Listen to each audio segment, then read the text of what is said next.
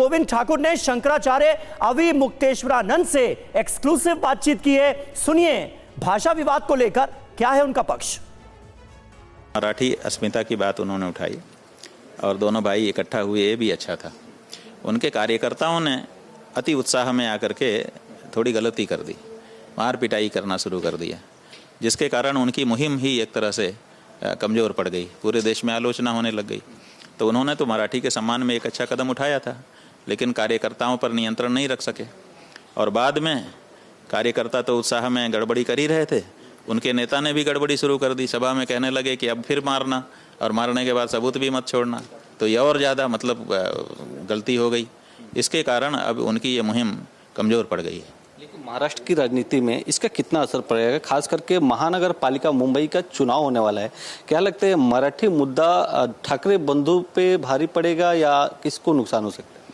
देखिए, मराठी मुद्दा जो है ये महाराष्ट्र की अस्मिता से ज़रूर जुड़ा हुआ है, लेकिन महाराष्ट्र का और विशेष करके ये जो बृहन मुंबई आपका नगर है, इस बृहन मुंबई का जो चरित्र है वो ऐसा समावेशी हो चुका है कि इसमें सब भाषा के लोग घुले मिले हुए हैं। कौन किस भाषा का है पता ही नहीं चलता है। तो ऐसे में ये मुद्दा बहुत लंबा नहीं चलेगा, ऐसा हमारा मानना है। और स्वामी जितेंद्रानंद जी महाराज हमारे साथ मौजूद हैं। जितेंद्रानंद जी, आप मुंबई से हमारे साथ जुड़े हुए हैं।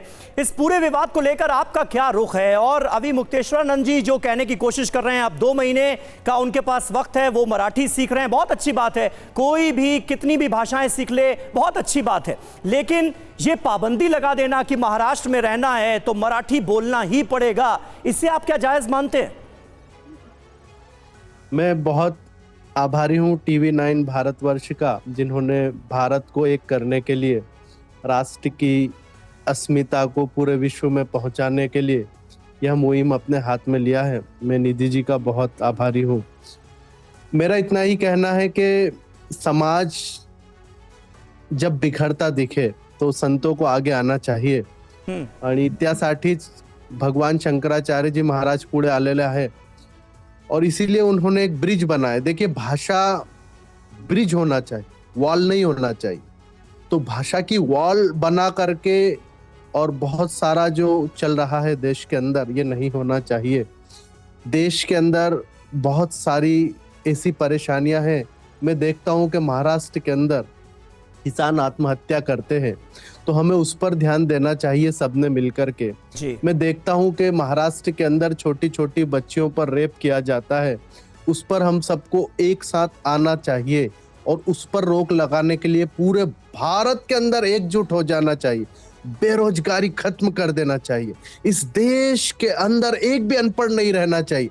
ऐसी मुहिम, एक भी इस देश के अंदर आतंकवादी सोच का व्यक्ति ना रहे, ऐसी मुहिम, और इस पर हमें काम करना चाहिए। बिल्कुल। तो जब दिल दुखता है, हमारे देश के लोग आपस में लड़ते हैं। इसके लिए एक बहुत बढ़िया शेर है कि हमें तो अपनों ने लूटा है, गैरों में कहां दम था। आज दुनिया हमें लूटने के लिए बैठी है। मल्टीनेशनल्स कंपनी भारत को डिस्ट्रॉय करना चाहती है, भारत के अर्थ को बर्बाद करना चाहती है। तब हम आपस में लड़ेंगे तो आगे कैसे जाएंगे? आज भारत के अंदर वो टेक्नोलॉजी होनी चाहिए, इस पर बहस होनी चाहिए कि हम बुलेट ट्रेन बाहर से, यानी स्वामी जी आप ये कह रहे हैं कि भाषा और क्षेत्रवाद को बढ़ावा देकर, इस विवाद को बढ़ावा देकर देश को कमजोर करने की कोशिश कर रहे हैं जो लोग ऐसा कर रहे हैं। देश तो खत्म हो जाएगा, आपस में लड़ेंगे तो बचेंगे कहां? ठीक है।